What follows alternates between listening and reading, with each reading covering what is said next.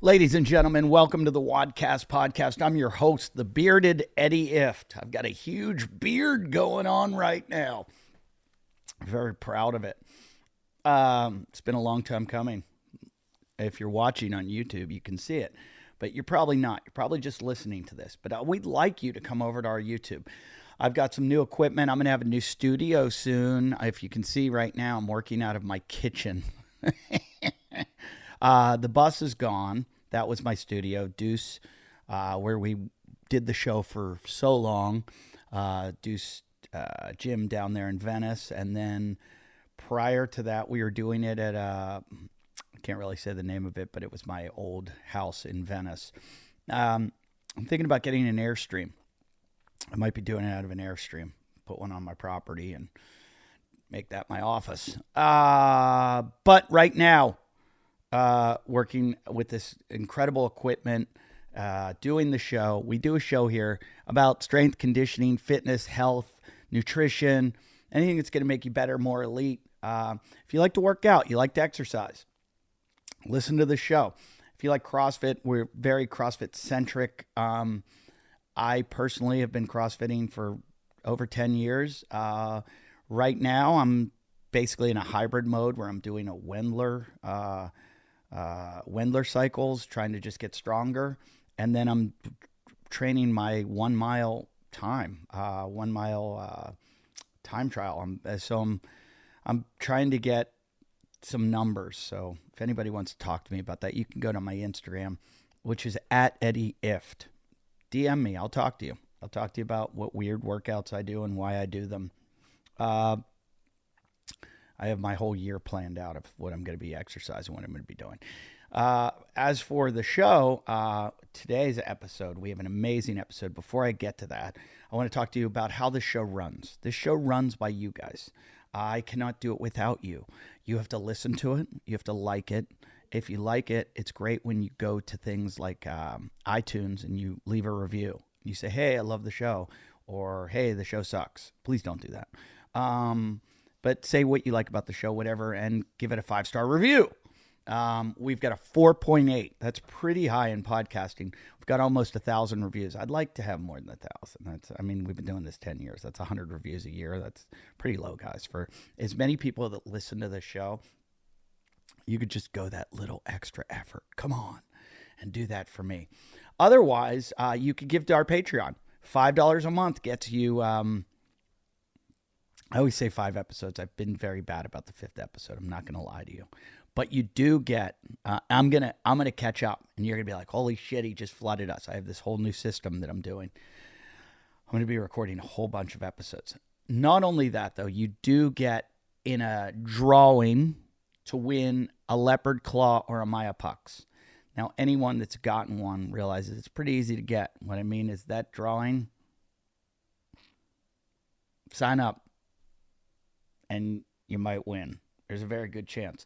I did not have a winner this week because last week I was just too busy talking about my father-in-law who passed away and devoted that episode to him, so I did not plug. So there is no winner this week, but there will be a winner next week of the Myopux and the leopard claw. It's actually the leopard paw now, which is different than the leopard claw.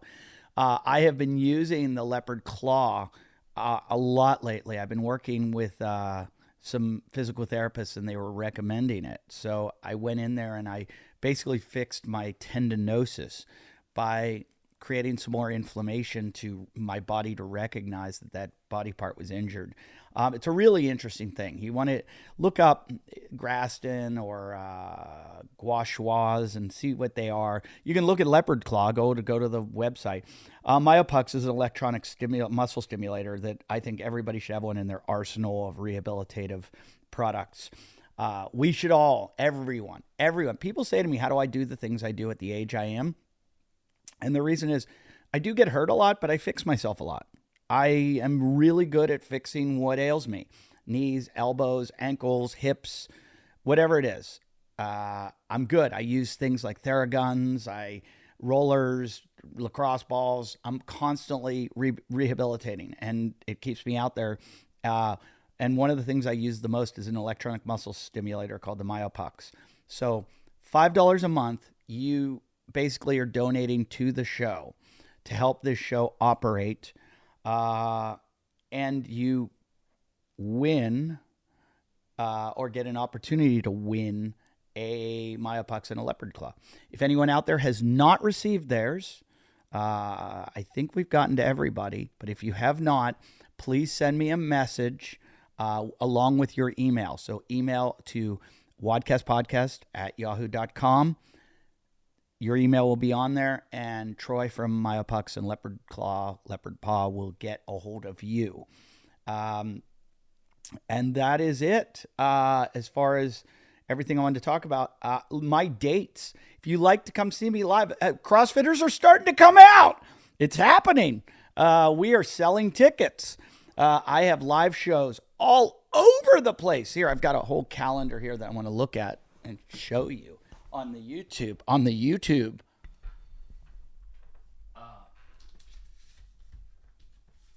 on. If you look on YouTube, I'm using my Powerball too right now. I use it while I even talk to people.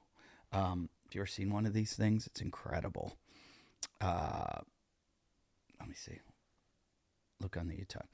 This thing like spins, and this is so good for my tennis elbow that I have. Okay, as far as live touring that is left on my tour, on the Back in the Saddle tour, this week I'm in Wilmington, North Carolina at the Dead Crow, Wilmington, North Carolina. That's Friday, Saturday. Then Tuesday and Wednesday, I'll be in Naples, Florida at Off the Hook Comedy Club. Then Thursday, Friday, Saturday, I'll be in Key West, Florida at the Key West Comedy Club. November 18th, 19th, 20th, you can see me in Edmonton, Canada at the Comic Strip. And then December, I believe it's 2nd to 5th, I'll be in Reno, Nevada at the Laugh Factory. Then you can see me one night only in Bozeman, Montana. That is Saturday the 11th, Bozeman, Montana. Then I'm off to Anchorage, Alaska, and Wasilla, Alaska. That's December 17th and 18th. I'd love to have some CrossFitters there. I got to get a hold of you guys, get you out to my shows. And then Pittsburgh, I'll be the 23rd and 26th of December. That's the night before Christmas Eve, the night after Christmas. I'll be at the Pittsburgh Improv. And then New Year's Eve and the Thursday and Friday, Thursday before New Year's Eve, I'm in Scottsdale, Arizona at, I think that's the 30th, 31st, and 1st. Or, we're not doing a show on the 1st. I don't know. Just go on their website. That is House of Comedy, Scottsdale, Arizona, Phoenix, Scottsdale. Then I'm in Boston at Laugh Boston. That's January. Sun Valley, Idaho, Ketchum. Then I'm doing Calgary, Vancouver, Chicago. Get your tickets, eddyift.com. All new website. Go check it out. Now to talk about this episode. One of my close friends is Hunter McIntyre. He's an idiot. I like to make fun of Hunter as much as possible. But he is one of the fittest people in the world, and he knows everybody in the fitness world. Hunter hooked me up with the owner of HYROX. HYROX, if you're not familiar, is a fitness competition. It is a little more running than a CrossFit competition, but it involves a lot of the fitness attributes of CrossFit. Sled pulls, sled pushes, ergs, ski ergs, wall balls, farmer's carries. We discuss it all in the show, amongst many, many other things, what it's like running an event, to what the future is with HYROX and physical fitness and all kinds of things. Really interesting guy. I might butcher his name right now. The opening of the show, he helped me out with it, but it's a German name. Christian, I'm going to say it. I always do. Tötzke. You'll hear. I say it in the show, and he goes, perfect. So, really interesting guy. Really, really, really interesting guy, for many reasons. Former athlete, creator of an incredible event, and many other events that he created in the past. So any of you that are planning an event, want to create an event, or want to compete in HYROX, you should listen to this episode. Come out and see me live. Give to the Patreon, please. And thank you for all the support, all the listening, all the nice messages I got about the little struggles I've been through lately. I do. I want to reach out and say to everybody who reached out to me, thank you from the bottom of my heart. And please enjoy this episode. And here we go. Hey, welcome to the WODcast Podcast. I'm your host, Eddie Ift. And right now, I'm doing this interview. If you're watching on YouTube, which none of you do, and you're just listening, it'd be nice for you to see. I'm sitting here talking to the man who's responsible for HYROX, the race that we're going to get into and talk all about. But the name is Christian Tötzke. Really good. I got it. I nailed it that time. We practiced it off air like 12 times. That is a German name, correct? It's absolutely correct. A very German name, yes. Well, but so is IFT. The German, Scandinavian as well. Oh, it is? Well, so apparently IFT is it was a German name until they came to Ellis Island. Their name was IST, IST. And I guess the German S looks like two F's. Yeah. And when they came over, Ellis Island, I guess, was kind of like the DMV, where we get our driver's license. And they just didn't care. They were like, you're an IFT now. And so my dad traced our people, and we went to Germany a few years ago. And he tried to find the IFTs and found out they didn't exist. So we have a lot of IFTs. Yeah. IFTs, not IFTs. So people, I have a joke I do on stage, might not go well in Germany. But I've done this joke for years and it's a true story. I was in an audition once and someone said to me, while I was on camera being recorded for the audition, they said, what kind of name is IFT? And I said, it's German. And they said, it's real? I said, well, they changed it when my family came over from Germany. And they said, what was it before? And I said, Hitler. Yeah. And that was my son ruining the punchline. Go get. Yeah, I was watching him come into the punchline going, don't do it. Don't do it. He was running to me yelling. I'm at home recording right now for anyone listening because we are about to go on the road as a whole family. And we're trying to manage getting out of the house, getting everything done. We're headed back to North Carolina for some services. Yeah. But anyways, Christian, thank you for offering me the time. I want to get into what you do. I looked you up on the internet, and because you're German and I'm American, it's hard to find anything about you. And Hunter McIntyre told me you are one of the most interesting people in the world. Well, that's very interesting. He thinks I'm that interesting. He does. He said this guy does things and you won't even know it. He said he's so humble and he's like, you would never know it. But I mean, you've created this race, which I will let you explain HYROX because you'll do a much better job than I will. Yeah. Well, HYROX is a fitness race, first and foremost. It's creating a new category of an event, which is what we say for everybody, which wasn't existing before. So it's for people that love fitness, and it doesn't matter how good you are. Everyone can compete or participate or do this race. It's based on running, 8K running, and 8 workouts, which are based on natural movements, functional fitness workouts. And you always run 1 kilometer, and then you do a workout, and then you run again, and then you do another workout. It's a timed race from start to finish, and it's about finishing it or as fast as you can do it. It's a different approach than CrossFit, very different approach. And because it's based on time, it works like a marathon. It's the best thing to explain it to people. So of course you start and you go through the whole thing, and then you have completed 8 kilometers of running and 8 workouts, where you have to use every muscle in your body. And then it's in the end, you have a time, which brings you into a ranking. But So it's extremely challenging for the fittest people on earth because they have to do this very, very fast, like the Hunter McIntyres, etc. But it's also inclusive because even everybody's that are not super fit can do it, but it takes them maybe 3 hours. They will need 2 hours more than Hunter McIntyre. They fight their way through this whole thing. It's brutal. It's 3 hours constant working out somehow. So for them, it's about finishing it. It's this achievement. It's this, okay, I challenged myself and I did it. And this is for fitness. It's based on, it's what everyone or most of the people are doing in the gym.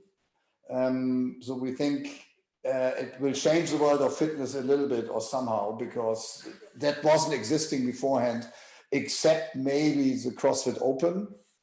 But in this case here, we are doing these events indoors in massive convention center in huge halls. And so we have thousands of people doing it at the same day, at the same time, which is a marathon effect. You have an amazing feeling. It's like a major event. So it's very different to what you usually do in the gym. Even you have small events in your gym or something. These are major events with 2,000, 3,000, 4,000 people doing it. And we have also 4,000 or 5,000 spectators watching you whilst you are doing that kind of competition. And that's the basic idea, to give everyone who loves fitness a purpose for their training, because that's what I realized, that almost everyone who's not in the CrossFit box, they go to the gym two times a week, 3 times, 4 or 5 times a week, but that's it. You do this forever, but you never go to any event. So if you're a runner, you can run a marathon every weekend, but if you love fitness, there was nothing for you to do. So let me ask you a question. This is a loop, right? They're doing a loop. Right. But the workouts change throughout the race. I mean, you say 8 different workouts. Yes. So in a loop, how many workouts are there? No, you always run actually 3 loops, that's how you complete 1 kilometer of running. Okay, I see. And then you run to the workout station, and then you do a workout, and then you go back to the run course. I see. Okay. So and then you do the next workout. Okay, I see. So with that too, you're able to see, when you're watching it as a spectator, you can tell who's in the lead. Absolutely. It's amazing to watch. You see every time who's leading. You see also when your friends are doing it, you can follow them along the course from workout to workout. So you're very close. So other than watching your friends running a marathon, which means you never see them because they go off, and then you maybe see them for a couple of seconds when they finish. Right. Here you see them all the time. Right. It's like an arena, and you walk with them. It's like also following someone on the golf course. You know, you go from hole 1 to hole 18, and here you go from workout 1 to workout 8. I've complained about that in CrossFit, and they've done better over the years. That a lot of the workouts, you're sitting there going, I have no idea where anyone is or what. And they've done a good job moving them, from this place to this place to this place, where once they lift this weight, they move to the next weight, they lift that weight, and it's forward. Yeah. But that's the CrossFit Games, which has a lot of money and a lot of resources. Most competitions I go to, I stand in there and go, nobody knows what's going on right now. This is a waste of all our time, because at the end of the day, all that's going up is a score on the board. So we might as well have just waited to watch the scores, because you have no idea where anyone is. And it's just, they're like, did they finish for, I don't know how many rounds have they done? This is, so I know how difficult it is to organize one of these events. How did you come up with the concept for this? Yeah, so now this is the interesting part of my story. I'm doing this. I have a couple of more years on my back. So I started doing this basically in 1995 when I created a new revolution in cycling. I called it Marathon on Wheels. I closed all the roads in my hometown, Hamburg, and I put a cycling event on where I had a professional race, but before the professional race, it was an open race for everybody. So like marathon running. But at that time, no one ever did this in cycling. Okay. So I organized this event as a young man. I had no idea what I was doing. It was very complex. We closed 150 kilometers of road through the city of Hamburg, which is also a 2 million people city, so not like super small. There's a lot of traffic, and people loved it. We had 2,000 people, I think, riding, and the professional race, and then it started to go off. So I basically, from the beginning, I created these kind of events where you combine professionals and amateurs on the same day, on the same course, which I think has an extreme beauty aspect to it. Sure.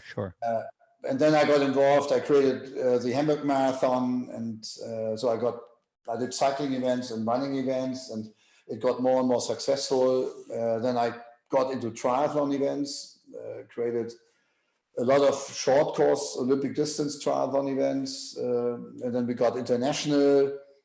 And then I sold my company to a French company that at that time was investing a lot of money to create one of the largest sports marketing agencies to actually conquer with IMG at that time. Mm-hmm. And so I sold them my portfolio of events, and then I worked for that large corporation as the global CEO for every events they acquired, which was then not only mass participation, how we call this kind of typical kind of events, so marathon, cycling, and triathlon at that time. I also was suddenly responsible for golf tournaments and tennis tournaments, ATP and football friendlies, our version of football. Yes. So it was a very interesting job, suddenly very international. We had offices everywhere in the world, and I also started to create more of these mass participation events. So we created the World Triathlon Series, which is a tool for the International Triathlon Union. It's a World Championship Series where you also qualify for the Olympic Games. So we did pretty cool stuff. Yeah.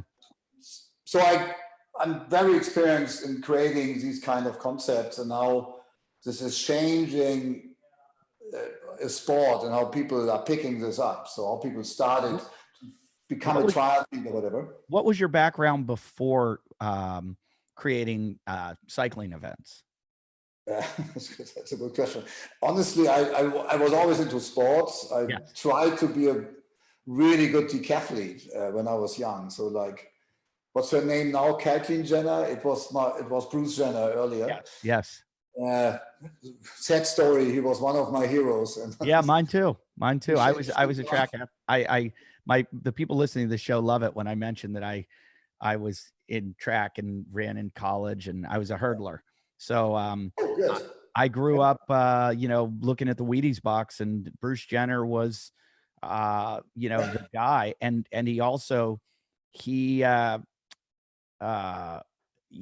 just phenomenal what he did. One of the greatest athletes ever. I've met him a few times. I met Bruce. I've never met Caitlin, but I've met Bruce a few times, and it was very, very awkward both times. I sat next to him on a plane after I had met him the first time. Yeah. And I said, "Hey, Bruce," I said, "I'm Eddie Ift. I met you at this party, John's party, blah, blah, blah." And he just turned and looked away from me and wouldn't speak to me. And then I had to sit for it was New York to LA. I sat the entire flight going, well, that didn't go well. No, that doesn't sound really well. I thought we were going to talk about hurdles.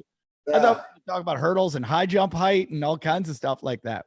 So you were a decathlete yourself. Yeah. So I tried to qualify for the 88 Olympics or 92. Didn't work out. Germany was very strong at that time. We had a lot of very good decathletes and number one country in the world. So I was always only like 6, 7 in Germany. Oh, only.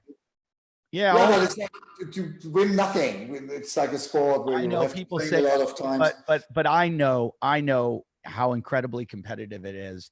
And I also, from my experiences, that they tried to make me a decathlete when I was a hurdler because they just looked at me and thought I didn't have the ability to be a great hurdler. So they thought, well, he's got this kind of size that maybe we can teach him to throw, maybe we can teach it.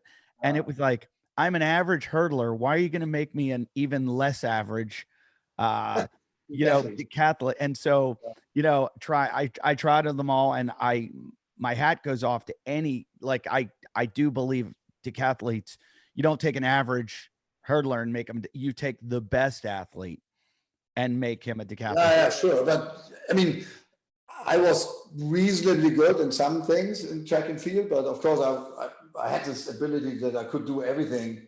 Sure. Reasonably okay, but nothing like amazingly good. So, I mean, you need this mix of being relatively fast and a good jumper, but you can also throw.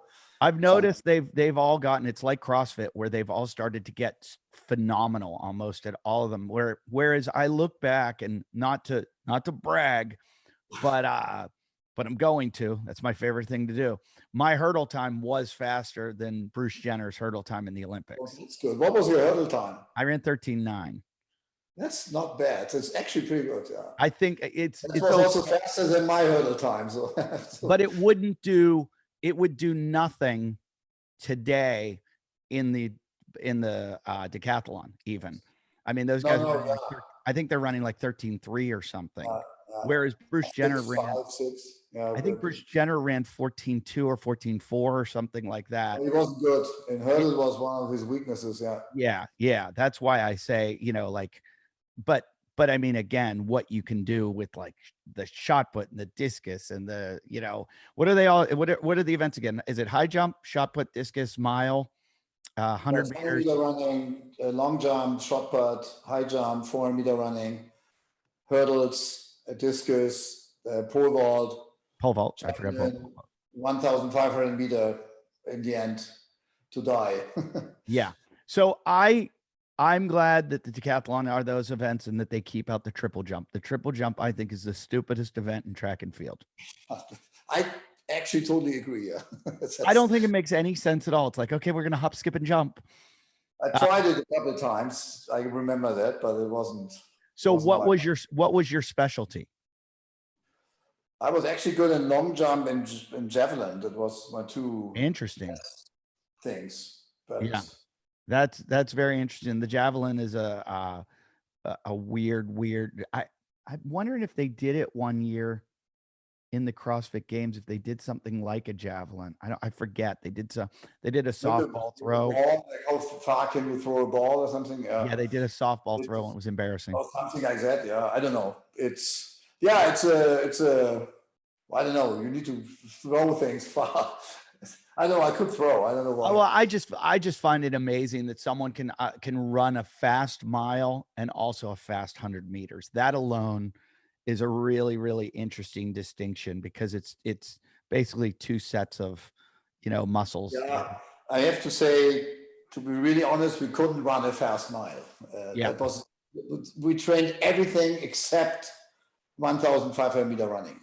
I think the longest I did in my career as a decathlete was maybe 5K in winter. Yeah, it was very similar for me as a sprinter. We stayed away from it. They made us do cross country, one event. I probably shouldn't tell this, but they made us do it for one event so that the NCAA wouldn't we were able to train longer legally. So we were in the fall season, we were training in cross country, but we were really training track. But they would make us run one event. So we would all go out, all the sprinters, and we would get lost in the woods. We'd be walking, So I never did. We were all dying. I was okay runner, but our times are incredibly slow. So no decathlete can run 1,500 meters. So as a person that was a decathlete, there's an argument over who is the fittest person in the world. And we talk about this constantly because this show, we are in the CrossFit space a lot. And there's this argument that, Greg Glassman, who owned CrossFit for a long time, used to say, bring your best decathlete and I'll show you that our guys are fitter. And I used to say, yeah, but take your best CrossFitter and have them do decathlon and they'll beat his ass. This is very specialized. CrossFitters are the best at CrossFit. Decathletes are the best at decathlon. That's it. Glassman claimed that CrossFit were the fittest people in the world. I'm starting to believe that to be very true because, like you just said, as a decathlete, even that cutoff of a mile is even a far distance for a CrossFitter, or I mean, for a decathlete, where you would throw a far distance for a decathlete, where you would throw a CrossFitter into a marathon, and you'd see some not good marathon times. Like they're not going to be running 2 hour marathons or anything like that, but I'm sure there's some guys out there that could run under 3 hours.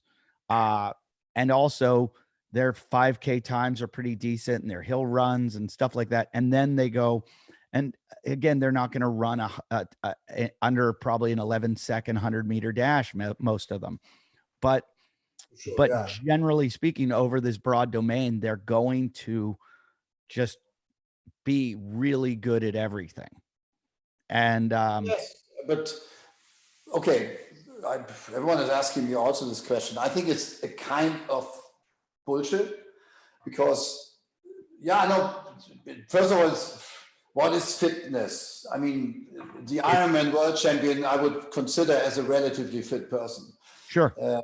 And he can run backwards and he will beat every CrossFit world champion. Who is that? Who is that? Hmm? Who is that would beat every CrossFit world champion?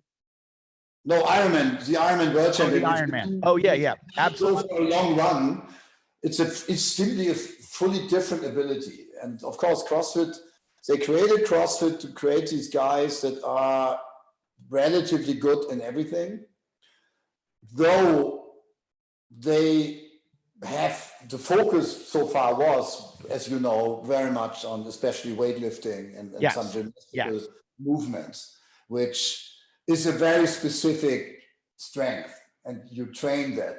And so we a little bit like Decathlete, because of course they have no chance to beat any real weightlifter, like a specialist weightlifter. And they are very, very fit across the board, no doubt. But I think it's weird to have this kind of discussion, because it's always, I can tell you, I can make a programming of a certain fitness event. I can tell you exactly who will win it. Yep. And I agree with you.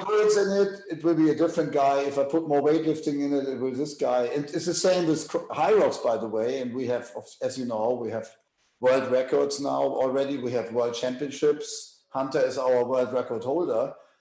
I would put all my money on the line that there is no CrossFit athlete that beats Hunter McIntyre in HYROX. They are very good, reasonably good, really good, but they will never be top 10 or top 5. They're already like specialized guys that are really good in this. And Hunter is a reasonable CrossFitter as well, not on the games level, but he's definitely a decent guy. Hunter is a phenomenal athlete. I've never seen anything like it in my life. I hate to give him any attributes because he's one of my close friends and I want to punch him in the face all the time. However, he is, and I will still argue this with anyone, he is arguably the fittest man in the world. CrossFit is like anything else. It's specialized. There's a lot of things in there that take specialization that, so when it comes to being the fittest, it's like the decathlon. The decathletes are not the fittest. There's so much specialization there. You got to learn how to throw a shot put. You got to learn how to pole vault. You have to learn how to run over a hurdle. That's all specialization. CrossFit is very similar to that. And I've argued, they say that CrossFit is the combination. I've argued this ad nauseum on the show, that CrossFit is an overlapping of Olympic weightlifting, sprinting, and gymnastics. That used to be the kind of one of the definitions of it. But I've always said, if you took a guy who was a specialist in sprinting, a guy who was that was good in weightlifting and good in gymnastics, and you took a guy that was a specialist in weightlifting, was good in gymnastics and good in sprinting, or you took a gymnast that was specialized in gymnastics, was good in weightlifting, was good in sprinting, the weightlifter would win. The weightlifter would win CrossFit every time because it's geared more to that. And something like HYROX, I would say, is geared more towards a runner. So someone like a Hunter McIntyre, who's a specialist in running, this sport is geared for him. And so the definition of fitness, which CrossFit, Greg Glassman did a great job of branding it, that CrossFit makes you the fittest in the world. Who says it? He said it. And all of his followers say it. Everyone who participates in CrossFit.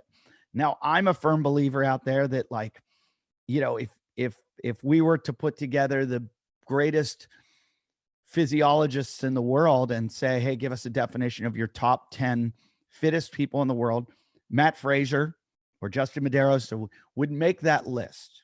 But they would be on that list with, you know, the top Ironman and maybe the top HYROX guy or the top obstacle course racer, or those people. There's just, it's too difficult of a conversation to have to say this guy is the fittest or this woman is the fittest woman in the world. There's a lot of CrossFit people who would argue this with me, and they would say blah, blah, blah. My argument is to them, and I love Dave Castro. I love the way he programs it. I think he does an incredible job, and I think he gets this almost as close as you can get to it.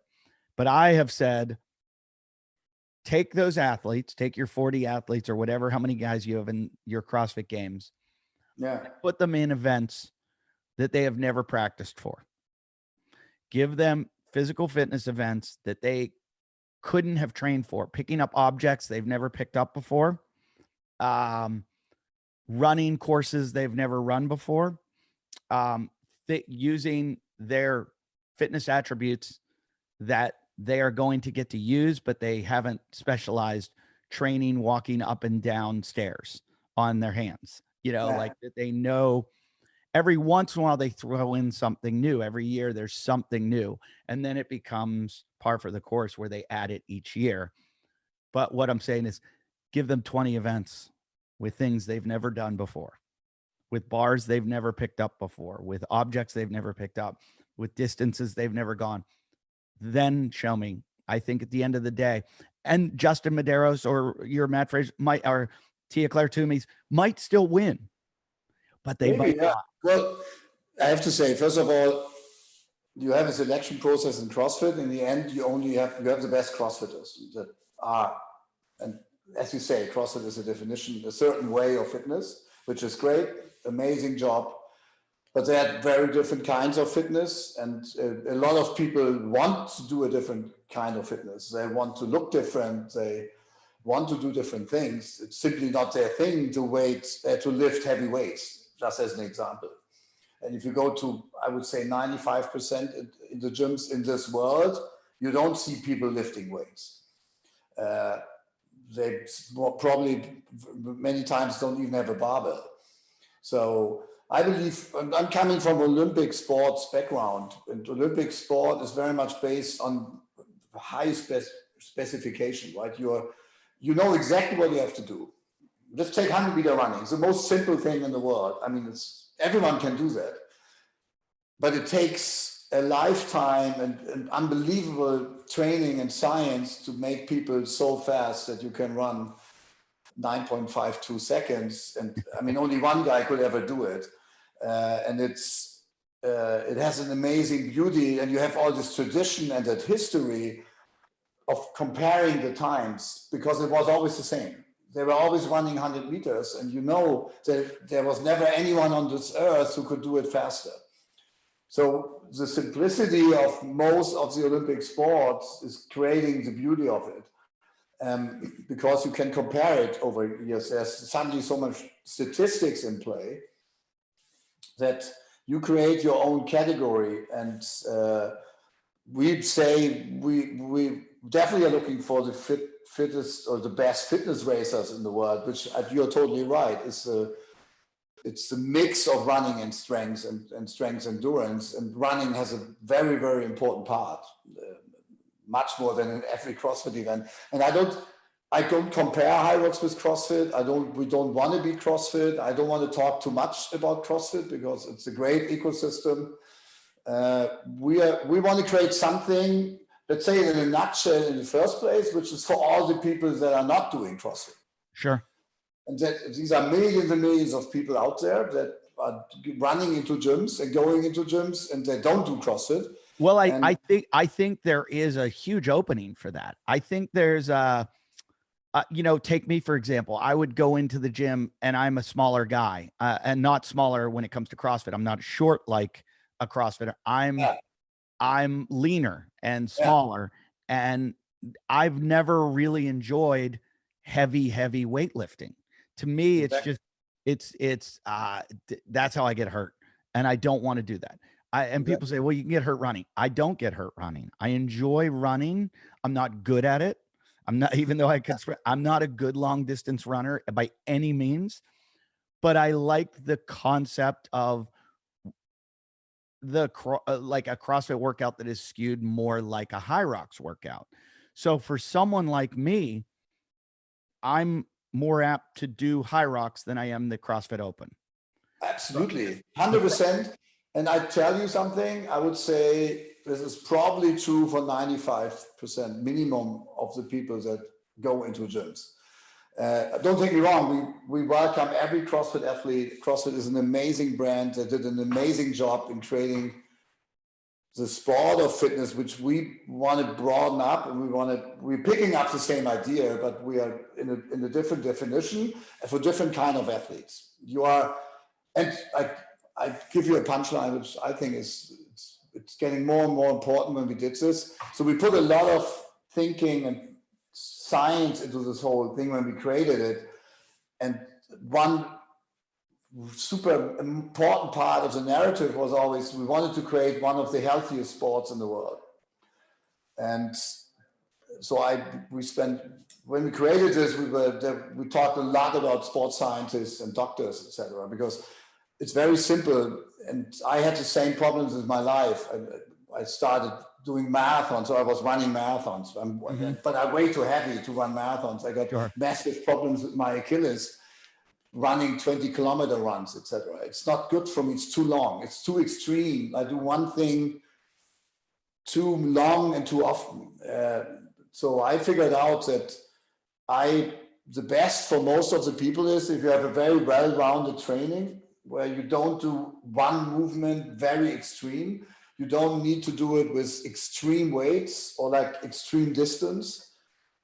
That's when you get injured or hurt. So we created, I think, something that was also the purpose of it. If you train for HYROX, I would say it's a very, very healthy way of doing it. You never run, you run 1 kilometer, you do a workout. We have a million times of workouts, 400-meter runs, or your cardio part is rowing or ski erg.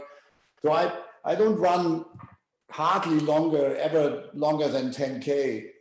And I feel very fit now, even with my extreme age.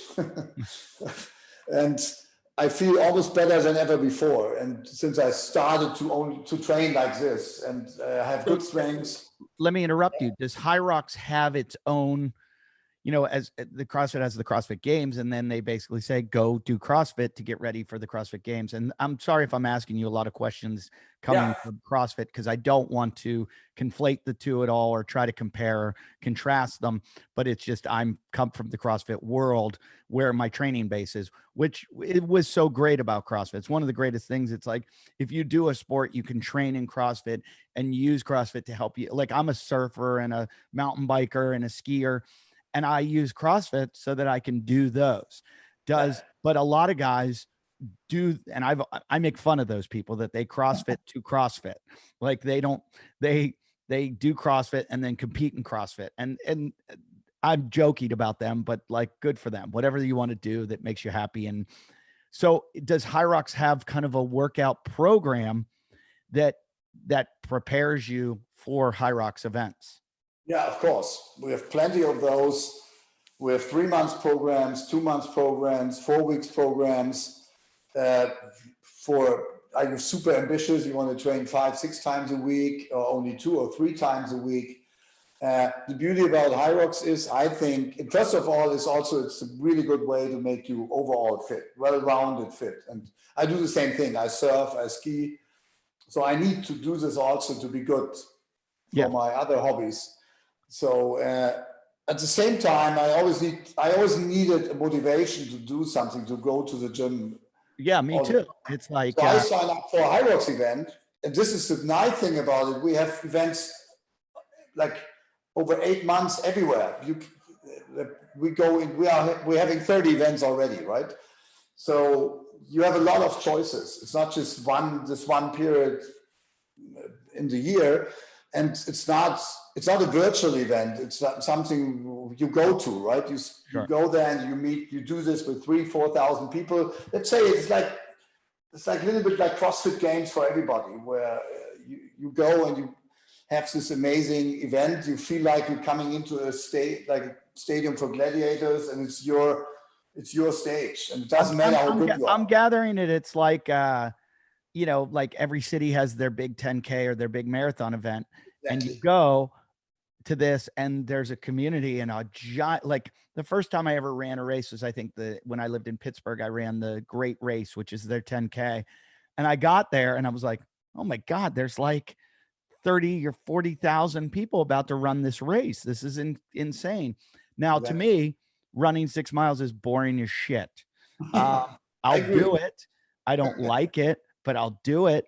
But if you said to me, hey, there's a bunch of like obstacles and fitness type things that break this up in between, I'm like, oh, great. That's way more exciting for me. So, exactly. So the allure of what you're doing, I get it. I totally get it. I understand it. And I like the fact that it's a race. I never liked, and I don't want to put it down, but I was never a big fan of Tough Mudders or Spartan races, because those are for everybody. But I saw it as though the completion was too much community oriented, and there was too much of a like, we'll walk to this thing and then we'll all help each other through this. And it was more like a team building exercise for like a bunch of fat corporate people. Whereas I like the concept of a race, and you're trying to beat your time and you're trying to do your best and beat other people. And it can be as hard or easy as you want it to. So I definitely see what you guys are doing and see the merits in it. And I've seen it grow, since its infancy. I remember I was in touch with, I think somebody that was working with you years ago. How many years have you been doing this? 2 or 3 years, 4 years? What is it? Well, we started 18, but we have to actually take 1.5 years out, where, as we all know, it put everything on stop. So basically we are around for 2.5 years now. Wow. And now you have how many events? 30. Wow. And they're all over the world. Yeah, we are in London, we are in Berlin, we are in Amsterdam, we are in Munich, we are in Madrid, we are in LA, we are in New York City, we are in Chicago, we are in Dallas. It's pretty international already. Yeah. That's incredible. And are any of the events outdoors? Are they all inside these kind of convention centers? Everything is indoors. That's so far our DNA. We do it in winter month. In many parts of where we do this, it's good to be indoors because it's bloody cold outside. Right, you don't want to be in Chicago in January doing an outdoor event, trust me. Of course, now we also have events in more southern hemispheres where there might be an option to do an outdoor version. Mm-hmm. I have to say, there's a lot of reasons. I don't want to bore the people here listening to this with. There's a lot of logistical reasons. I do a really good job of boring them. So. There are a lot of logistical reasons also why we go indoors. That's why we can grow so fast, because if you do outdoor events, you need a lot of permits. It's a very complicated process with all the authorities and park authorities and blah, blah, blah, who gives you the permit to do something outdoors if you can't find a private venue, which is very difficult. Indoors, which is funny, I realized at some point, and we are also the only indoor mass participation sport event that is existing.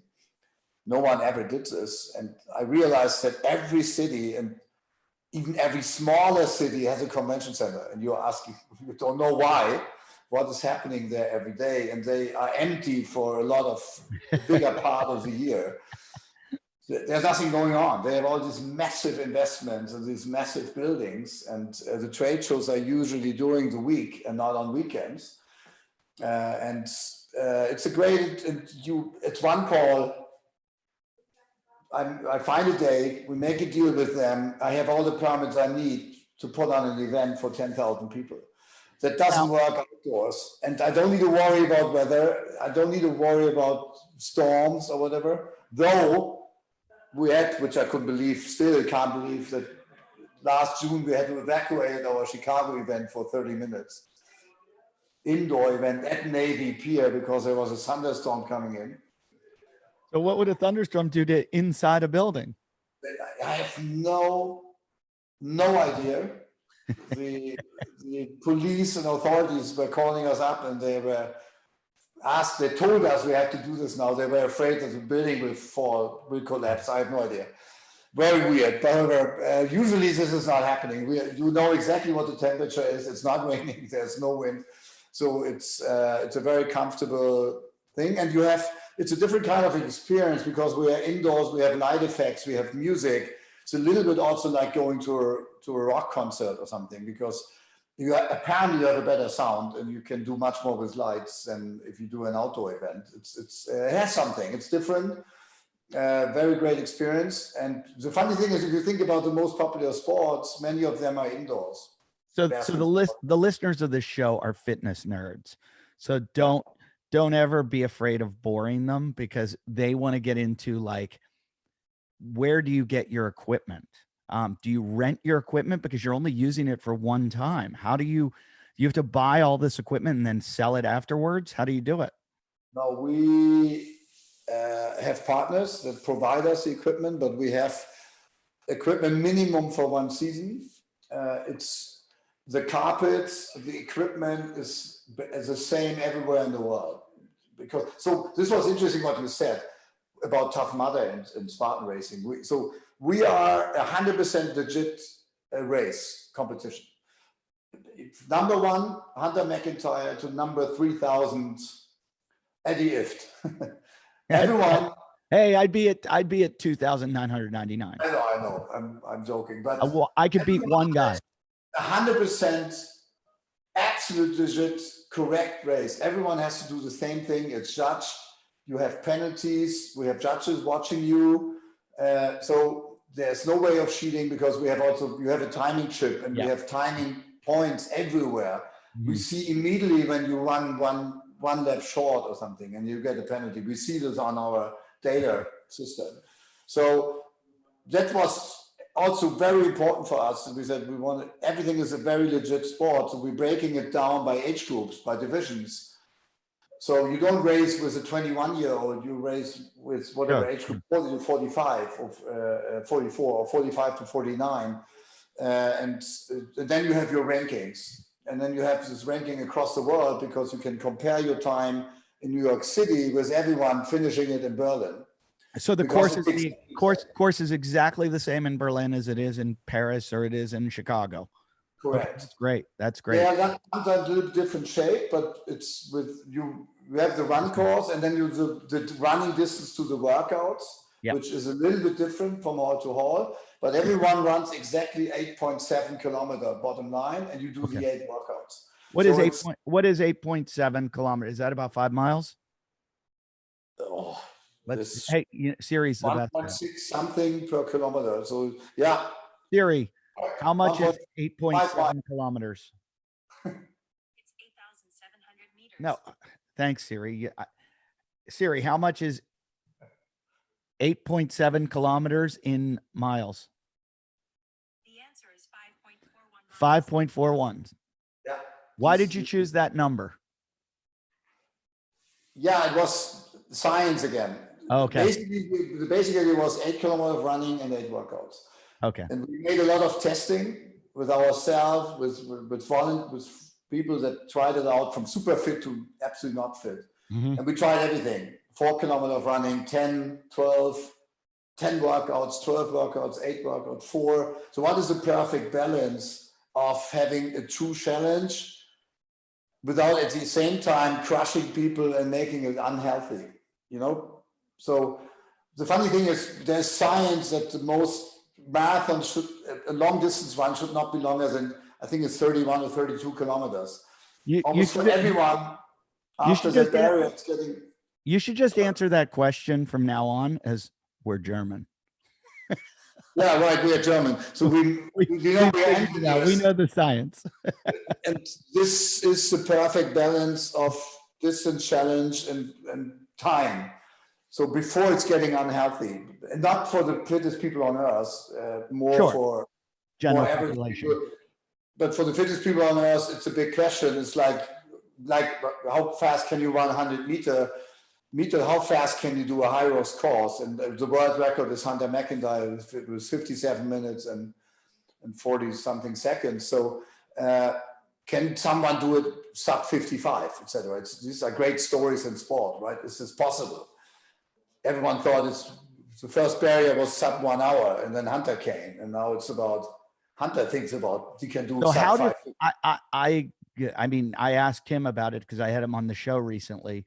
He lost the world championships. He came in, was it fourth or something? Fourth, yeah. And was that, he claims he just got too big and bulky. Yeah, I think he was unbeaten. He was the GOAT. He was winning everything. I think, you know how this is in sport. And you think, no one can beat me. I don't need to train as hard as the other guys. And then you had these Germans coming in, like really focused, like for the whole pandemic, 1.5 years. How can we beat Hunter McIntyre? And we have a bunch of guys that train. They know today in 4 weeks what they will eat and what their training will be in 4 weeks. So they are very, very. Did they didn't break his time though? No, not. But they beat him on a day, right? And it was not his best day. It was not. I think if he's focusing and he's in right shape, I still think he's the guy who's in the moment. I don't see anyone beating him. I really believe, as you said it earlier, that he's one of the most incredible athletes on this planet. I've never seen a 200-pound guy that can run a 10K in 32 something, 40 seconds, and lifting at the same time, heavy weights, etc. So his mix of strength and endurance is pretty unmatched. And so it sounds like we created HYROX for Hunter. Yeah, instead of. That wasn't the case. I had no idea that a Hunter McIntyre was existing. But in the end, it is his wheelhouse. It's his ballpark. It is as someone has created it for him, for his strengths. He's a very gifted athlete. And he didn't have the platform beforehand to really shine. And he did beat some top CrossFitters that tried out to do it. And they did well. I was impressed, especially the girls, but Hunter, no one could even come close to him.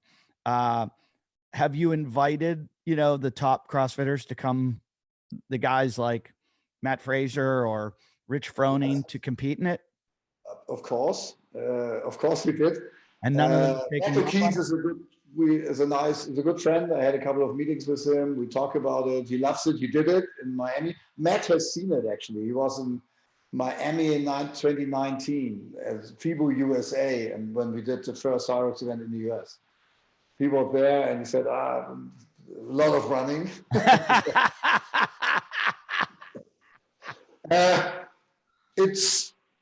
I get it why they are not doing it.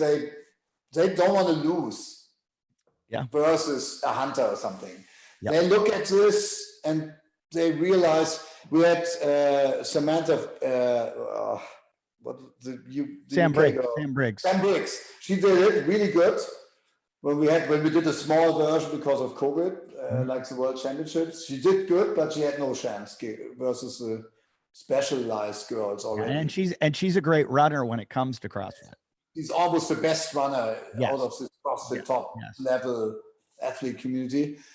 Look, it's like in every sport. You look a little bit different. You train very different. You have a lot of course, much more running than any CrossFitter has ever done. Combined with the strength training, it's a different sport. It will go even more apart when the people get more specialized.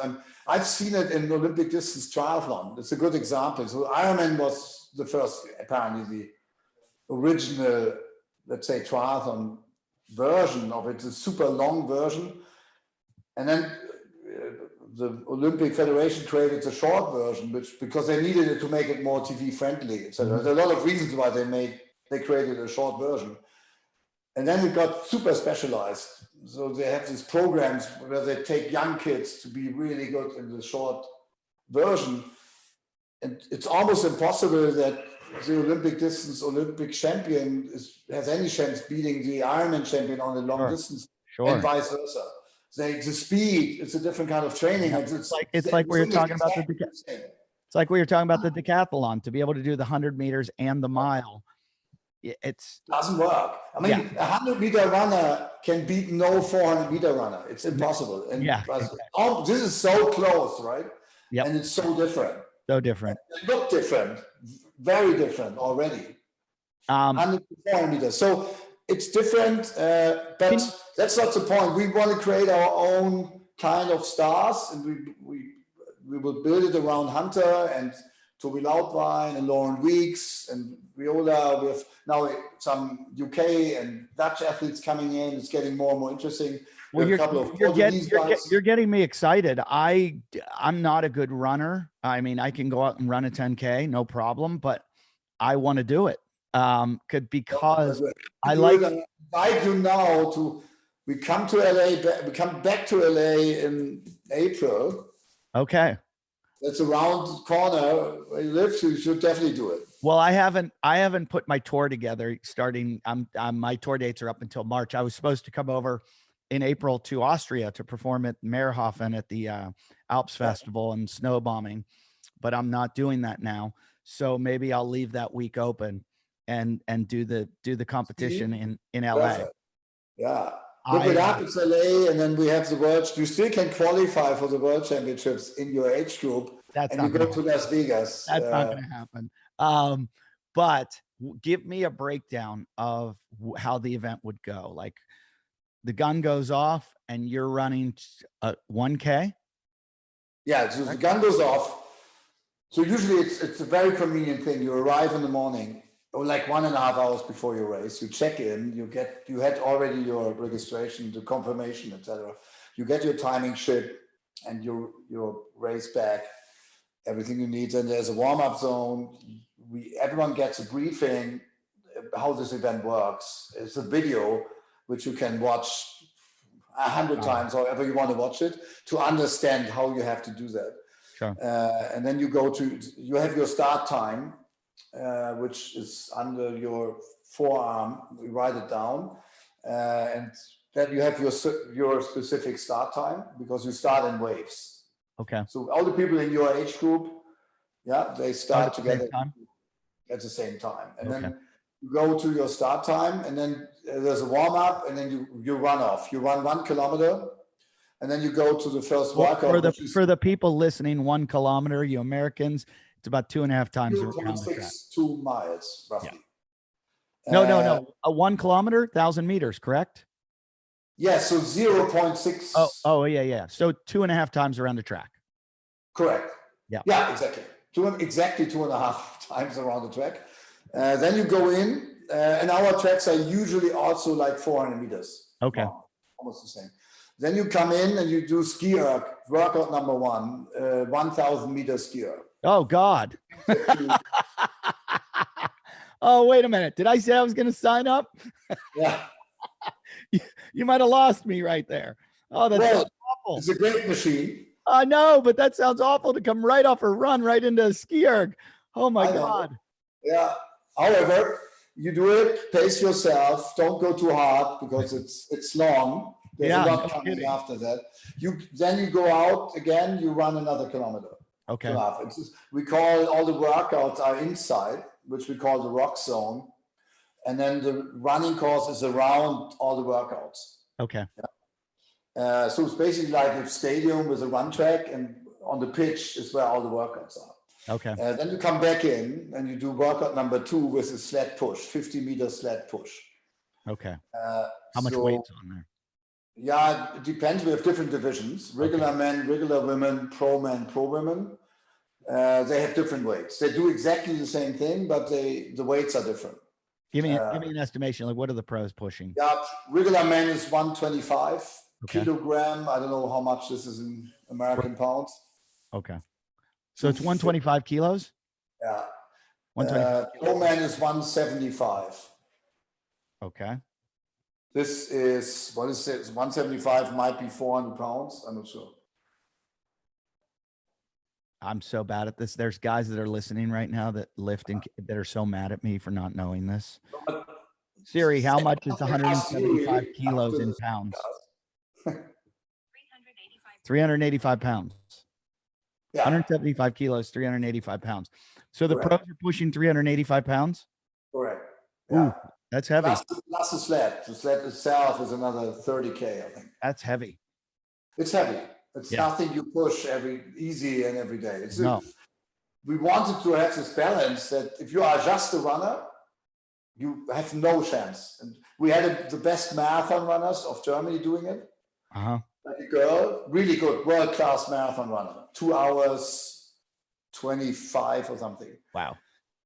She was running, storming off ski erg, okay. And she was really preparing for that. And then I think it took her 14 minutes to do the 50-meter sled push. That's hilarious. Yeah. Move. How fast will someone like Hunter, how fast will he push that across the floor? I think he's doing it in 2 minutes. Okay. Around 2 minutes. Okay. Sometimes a little below. So that's a full workout right there. Then they go another lap. Then you go another kilometer. Okay. Then you do sled pull, 50-meter sled pull. Oh God. So like this, right? With the rope. Yeah. With a rope, you pull the sled, and it's this is a lighter sled. I was going to say, pros, it's 125 kilogram, so 50K off from the sled push. Sure. For pros, but people can look it up on the website. You see all the weights. Okay. Then you run. Then you have an easy exercise, which is 80-meter burpee broad jumps. 80-meter. You say that's an easy exercise, but anybody that's done burpee broad jumps knows that is going to destroy your calves the next day, or your shins.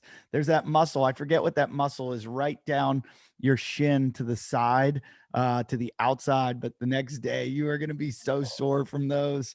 Oh, and I'm joking. For me, this is the toughest part of the whole competition. Oh, that's brutal. You were a long jumper.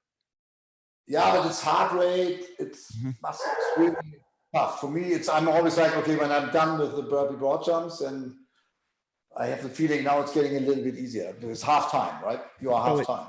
So it's burpee, broad jump, burpee, broad jump, burpee, broad jump. Yeah. You jump, you have to stop there. Next burpee, jump, stop there. And the distance is 80 meters. Correct. Brutal.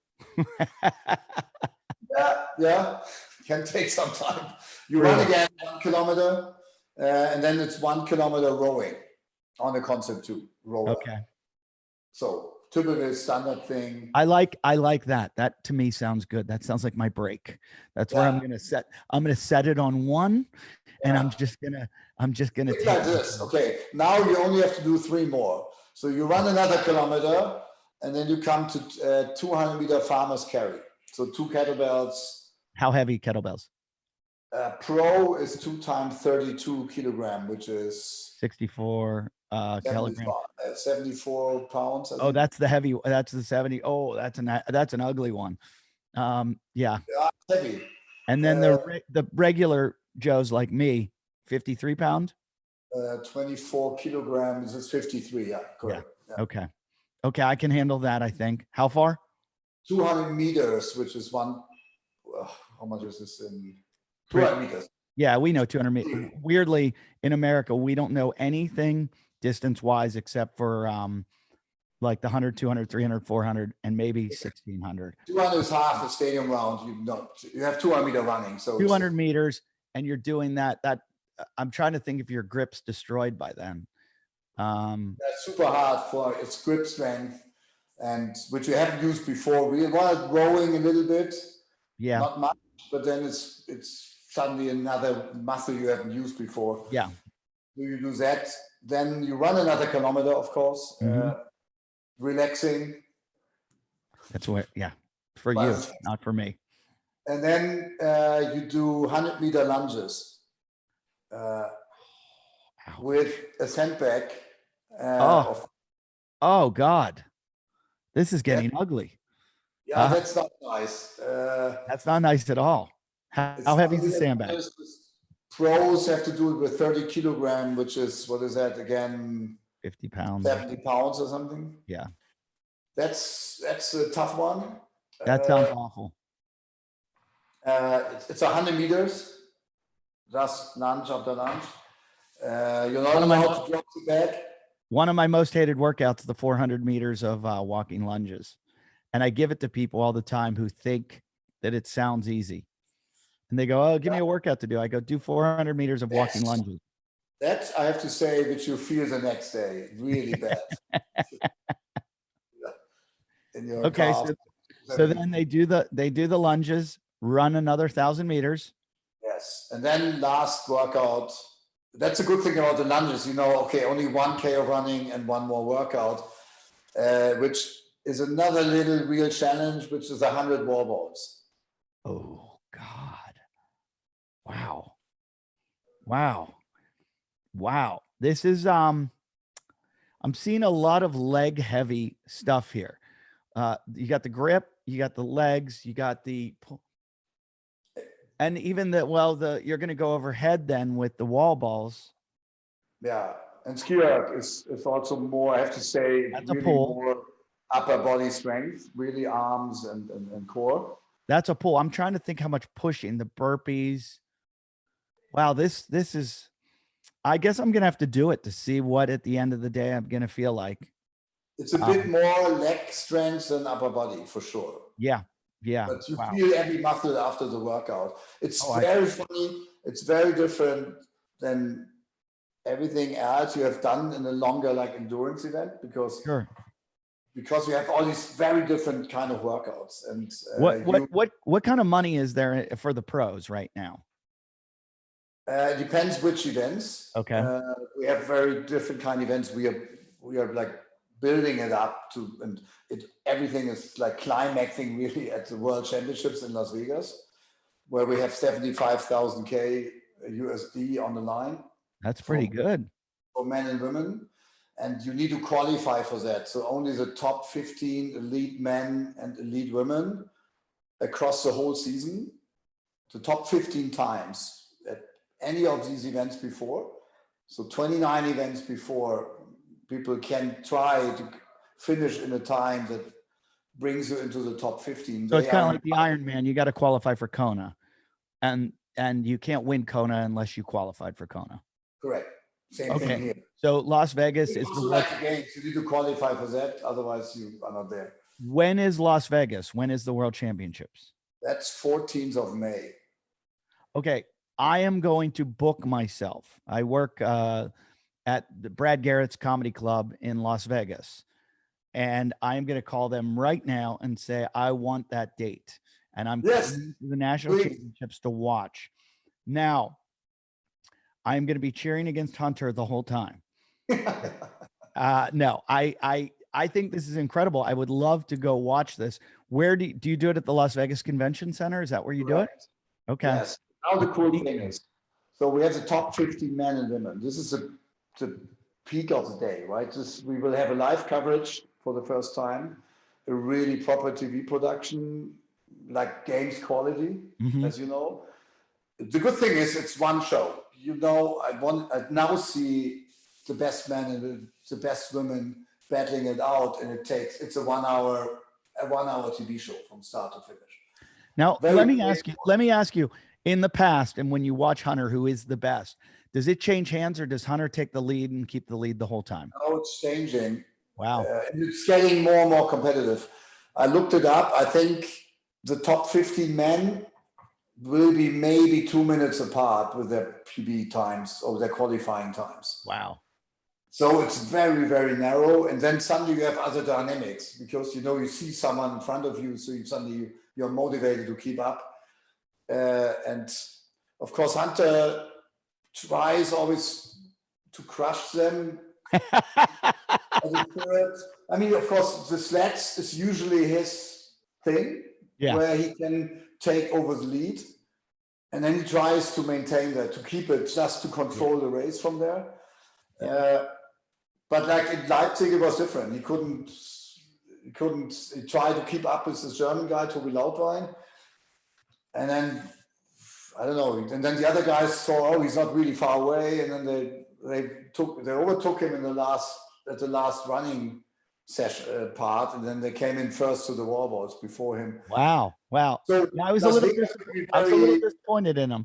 I was disappointed in Hunter, but I know he was bulking up and he was trying to do this thing. And so when he focuses on something, watch out. No, 100%. But great thing now, we expect, and we will have, I think, another 1,200 athletes coming from everywhere from the world to race, which are all our qualified age group athletes that also go there, because we have the elite race, but then we have world championships in every division in every age group. So men, women, doubles, and relays. And this adds up to a minimum of 1,200 athletes. So it'll be pretty cool. They're coming from everywhere in the world. Yeah, it sounds so exciting. I'm not joking. I'm going to call right now and try to get my date booked for May 14th, whatever week that is. Do it. And then it's on a weekend. It's on Saturday. Yeah. It's on a Saturday. Okay. I'm going to try to make that happen. And that would be really fun to watch this. I say, and maybe someday I'll compete in it. It sounds like you get a good beating from it. Yeah, look, this is exactly the point. I think we have now, and this is the amazing part. So first of all, when people hear it, like almost everyone says, I can't do it. It's too hard. It's too long. It's too tough. I can't do it. And the truth is, that's absolutely not correct. Of course, you need a little bit of preparation. You need a little bit of basic fitness. We have 98% finisher quote. Wow. The funny thing is, female is almost 100%, and the male are pushing we're such quote down a little bit. We're such pussies. Yeah, and of course, then you have a mix, very different kind of athletes. Some that want to break their time. I want to be faster. I want to win my age group. Blah blah blah. And then you have a lot of people that say, I want to simply finish it. I sign up for this. I need this push. I don't know. I need this punishment. I need this challenge. That motivated me to do whatever, to live healthier, to work out more. And for them, it's an amazing moment when they cross the finish line. It's this achievement to finish it, right? Time doesn't matter. Right. In the first place. And then they get hooked up. We have amazing stories of women and men where you would not believe that they do this. Some big guys, right? Really, like definitely too much pounds on the ribs, but they do the first one, and then you see them coming back, and then they improve their time by 10 minutes, and they are so happy about that, right? Right. And so it's more dedication, because so the world record is 57 minutes. Our slowest time so far, 3 hours and 20 or 35 minutes.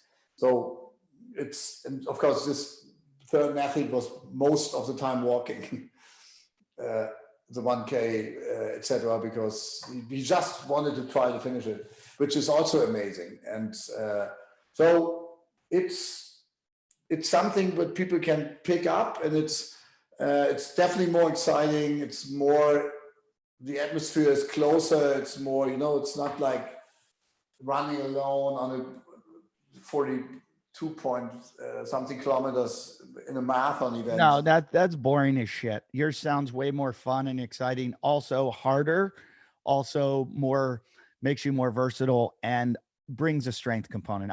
I've always liked running and found it interesting, and it pushes you mentally. But I felt like the physicality of it, you can look at someone who's a good runner and they weigh 87 pounds and you're like, well, no wonder you're good at running.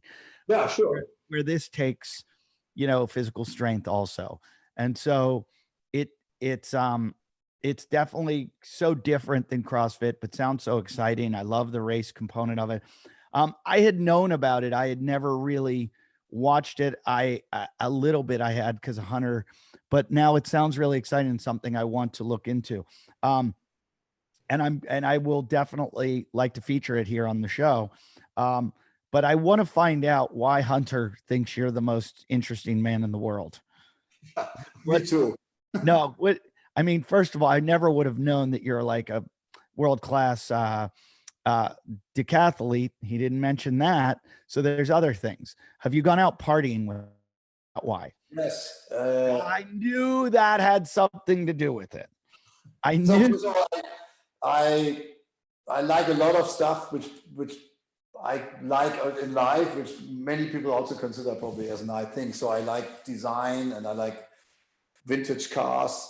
I like to party a lot. Unfortunately, I own a couple of bars and restaurants, which is I actually started to own a bar because I thought this is cool to own a bar, and it's also saving. It's keeping your money because you can go to your own bar and everything is free. How cool is that? All my friends did that in New York. There were these guys that would get us all involved and say, "Hey, do you all want to be a part owner in this bar?" And we'd be like, "Yeah." And he'd be like, "Give us 10 grand." And then you would be a part owner and not realize there were like 500 other owners, and you never got a dividend, but you got to drink free all the time. So it was like paying 10 grand to drink free. And but it was a great pickup line. You'd go in the bar and you'd tell the girl you were a part owner of the bar, and it worked. It worked pretty well. Absolutely. So I do that stuff. I collect a little bit of art. I'm involved in everything I like, which I think is nice and beautiful and special. And I think Hunter, I impressed him very much because fashion in Europe has a little different meaning than in most parts of America. New York, it's a bit the same, but London, Paris, Berlin, it's very much about style and clothing, etc. So I think when I met him for the first time, I impressed him a little bit with my appearance. He came in sneakers and shorts, and that's him all the time. Unless he's for a while, I had like a bracelet which was saying "Daddy," which my kids gave me. So I was wearing it's like a thick iron, chain bracelet and he was super impressed about this thing. Like, okay, there's this guy now running this fitness event, and he's more like sitting there in a suit and stuff, but he has also these weird things on, and I don't know. And then we had a good time. We get along pretty well, and we went out a couple of times, which was also quite interesting. And if this makes me the most interesting person in the world, I don't know, but I'm involved. Like I said, I'm involved in a lot of projects, and I believe in ideas. And when I think I'm convinced this works, I do it. Well, that's why I like talking to you. I believe this is going to be a success. It just seems like you have the background, you have the pedigree, you figured this out, and it doesn't seem like you do anything half-assed or without thinking it through. So I'm feeling confident about HYROX as an event. I had one question for you. You mentioned earlier that you like to surf. Where does a guy in Germany surf? I don't surf in Germany. It's almost impossible. We have some options in Denmark. It's bloody cold. You don't want to go there. Yeah, I was going to go. I was in Denmark, and I didn't bring my wetsuit, and they were like, "Oh, you're going to need like a 6'5". And I was like, I'm not going in if I need a 6'5". No, I don't like it. So I have to say, I travel all the time for surfing. I go to Portugal. My most favorite places are in Sri Lanka and in Costa Rica. So I always go. Sri Lanka. Why Sri Lanka? I've surfed the Maldives, which is right off the coast of Sri Lanka. Yeah, I know. I like Maldives is posh, right? Of course. Like, sure. You're at this one resort, and it's great. I like more the rural part of Sri Lanka. HYROX Bay, I don't know if you heard about it. It's one of the most. It's an amazing break, one of the best right-hand point breaks, runs forever. You lost me at right hand. And I think they have 12 point breaks in this area, but everything very close. Any good left? I love it. It's very cool. Sorry? Any good lefts in Sri Lanka? I'm a goofy foot. Yeah, so Sri Lanka is apparently also this peninsula, and you have everything is in the south, and it depends if you're east or west, and at what part of the year. All the west is more left, and all the east waves are more right-handed. What are the crowds like? Well, unfortunately, there's so many Australians surfing. Oh God, they're everywhere. It's full, like Uruguay Bay, I would say 80% are from Israel. I don't know why. Wow. They go there. It's packed with, they're great people though, I have to say. It's a lot of fun. It's great. It's not crazy. It's not like California. It's not like Costa Rica is super busy. It's busy everywhere. I mean, my favorite place, I have to say, in the world are the Mentawai Islands. Yep. I know, out of Indonesia, because Yep. you need to be on a boat, and then it's also getting busy. There are now so many operators, but it's funny. I live in Malibu, and I have a little secret break here that I surf that I won't mention where it is, but I know Malibu really well. I surfed everything, so I might know it. I'll tell it to you off air, but the about 80% of the guys there are Israeli. Yeah, you see. Yeah, Malibu is great. I love it. But it's so busy. It's so local. It's like always. I know a couple of local guys that, and when you go with them, it's fine. But so I live about 5 minutes away from Surf Rider, from the famous Point Break. Yeah, amazing. I had friends. They had a beautiful house at the Colony in Malibu, where you look at Surf Riders. It's world-class wave, just packed with too many people. Yeah, I mean, if this wave is on, it's every day. Like, I don't know how many people. So I went there a couple of times, but it's too much hassle for me. Well, it's funny. This podcast, I've had on people from all different sports, all different, CrossFitting, and we always joke that, and I'm trying not to do it, but they'll go, no matter what you do, if you start talking about surfing and they're a surfer, that can take over the whole show. Right. I had a professional mountain biker on, and the whole time we talk surfing. I'll have we talk surfing. There's something about it that it just once you've done it, it's like all you can think about. That's funny. I agree. I don't know why. It's a good question, actually. Why you? Well, it's always usually at a nice place. There's a lot of the fight with the ocean, and all this search for there's a lot of things. I was brought up golfing. My dad wanted me to be a good golfer, and I sucked. I was terrible at it. And at one point I just stopped golfing and I started surfing, and I never, ever played golf again. And people were like, why don't you play golf? And I'm like, because you don't have girls in bikinis. Right. You have the sun, but you're wearing goofy clothes. We're out there in board shorts a lot of the time. And I've never screamed after I hit a golf shot. I've never I guess some people get that feeling, but when you ride a good wave, there's no feeling like it.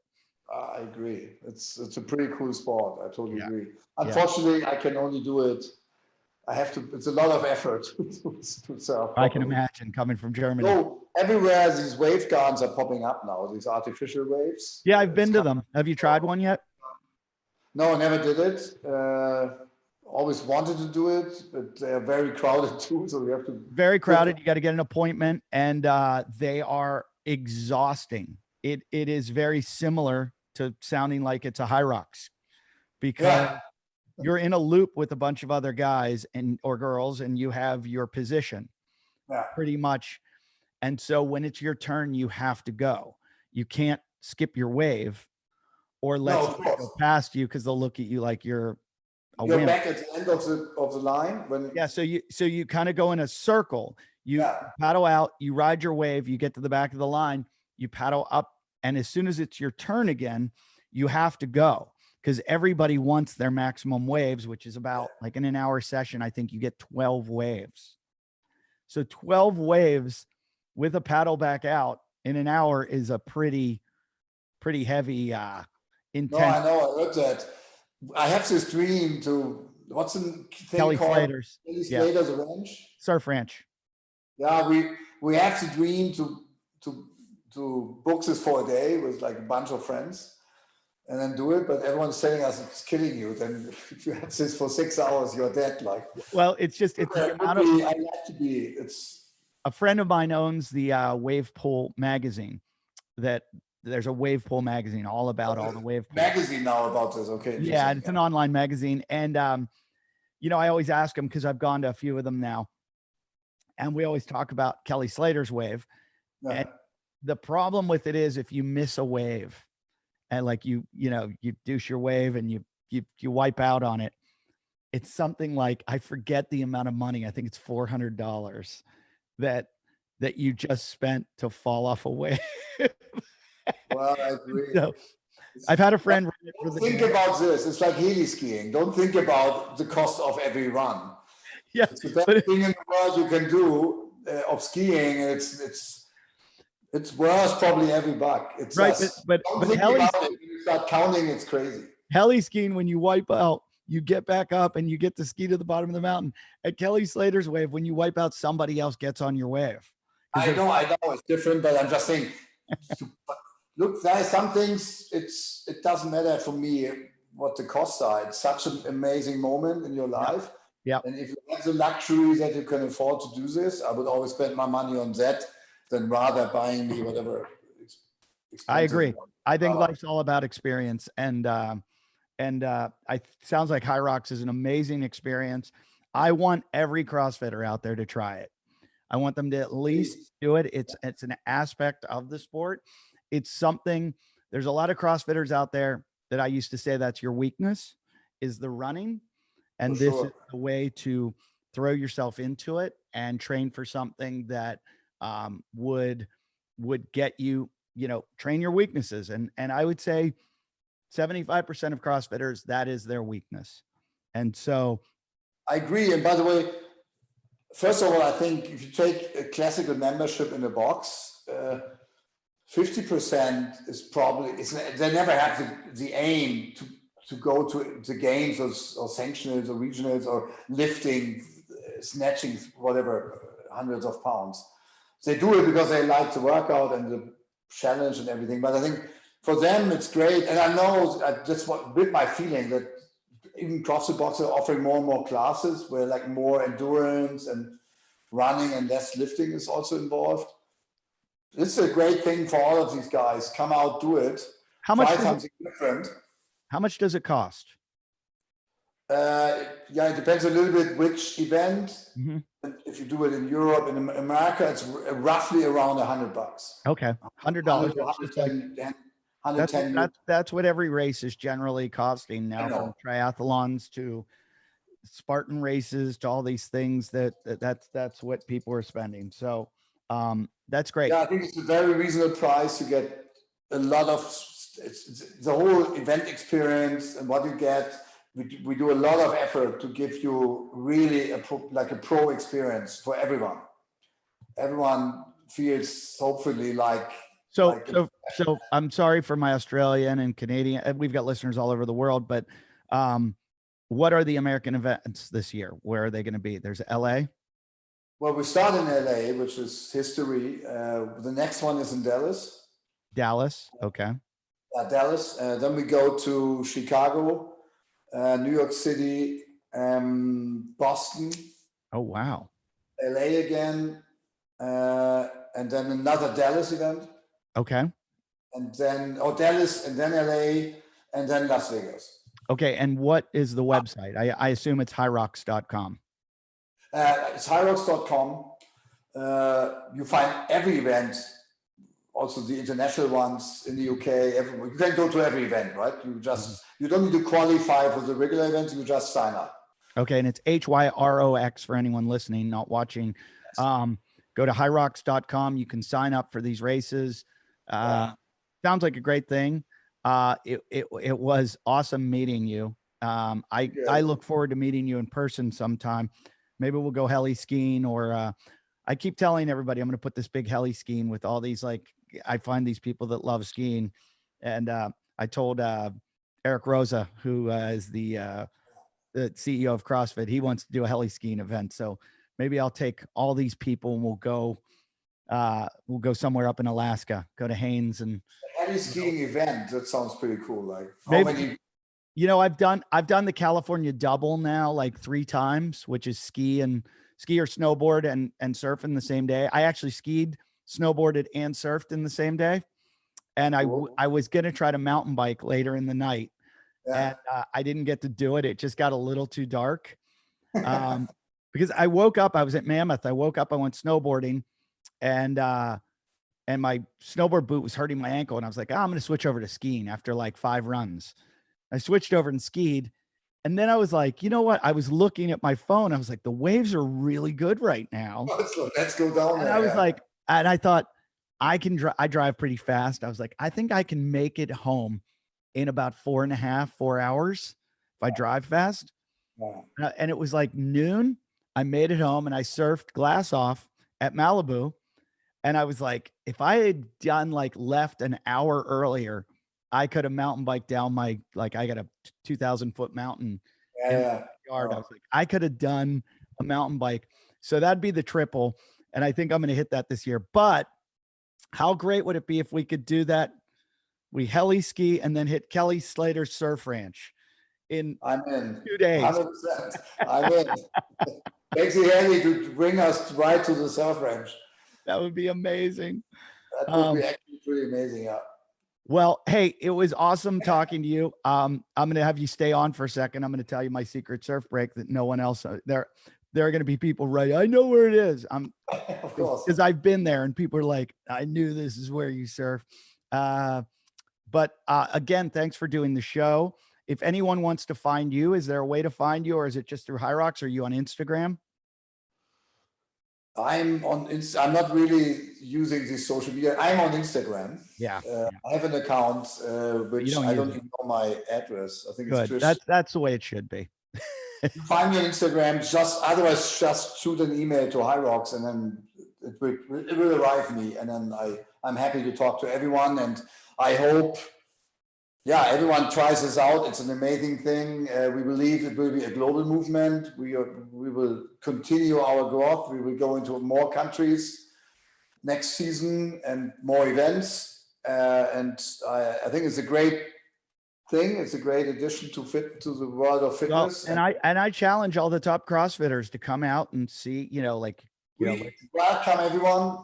Try it out. Exactly. Challenge something. Try something different.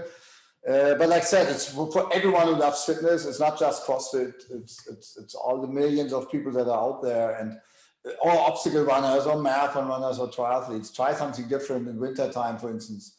Do something for the upper strengths. Don't look like a marathon runner. Exactly. Like a skinny guy. This is not how you get the girls at the beach. You need a little bit of muscle, right? So try something different. And I think, once you do this, it will hook you up. You will like it, 100%. Well, thank you very much, Christian. I appreciate your time. And you guys listening, you know what to do. You can always go to our Patreon. You can rate, review, comment, do whatever you do. Thanks for listening. We appreciate you.